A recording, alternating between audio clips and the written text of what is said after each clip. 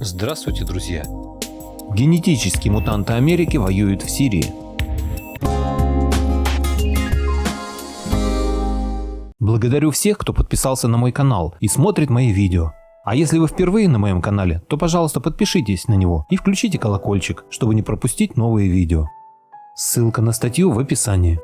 Еще в 2016 году господин Башар Джафари, чрезвычайный полномочный посол Сирии в ООН, сделал шокирующее заявление о том, что США используют в Сирии генетически модифицированных солдат.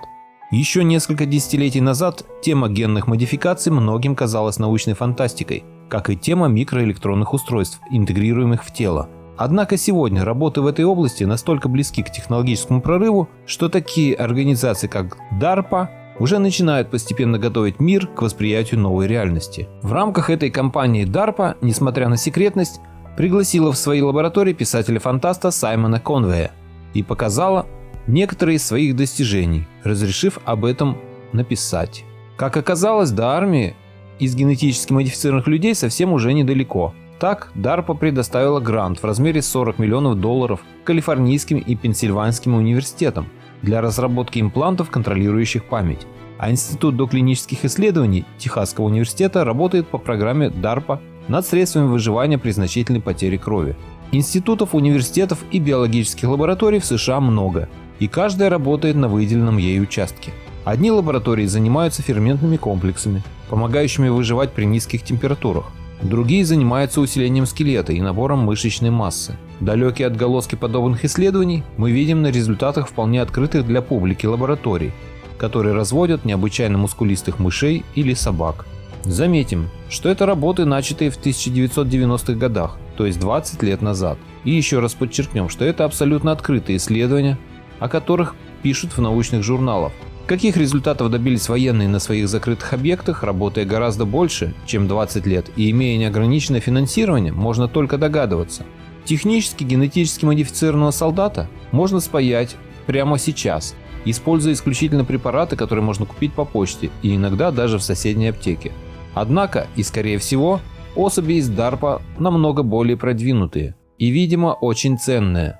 Накануне массированных авианалетов России на позиции террористов, накануне готовящихся ударов США по Сирии, всегда приходит много сообщений о том, что американские вертолеты прибывают на базы контролируемых ими боевиков и вывозят главарей террористов. Однако, в свете исторических ракурсов, такой пиетет перед расходным материалом для Пентагона является весьма необычным.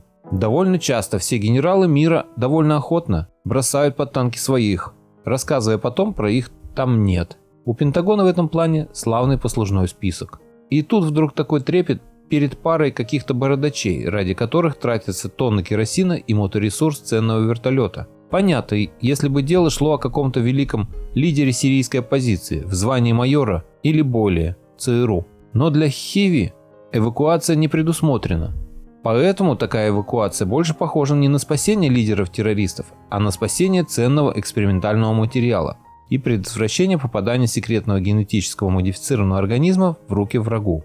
Буквально полгода назад на тему генных модификаций говорил президент России, объясняя, что подобного рода эксперименты страшнее атомной бомбы, что они должны либо строго контролироваться ООН, либо вообще должны быть запрещены. Западная пресса расценила это как «Путин опять пугает».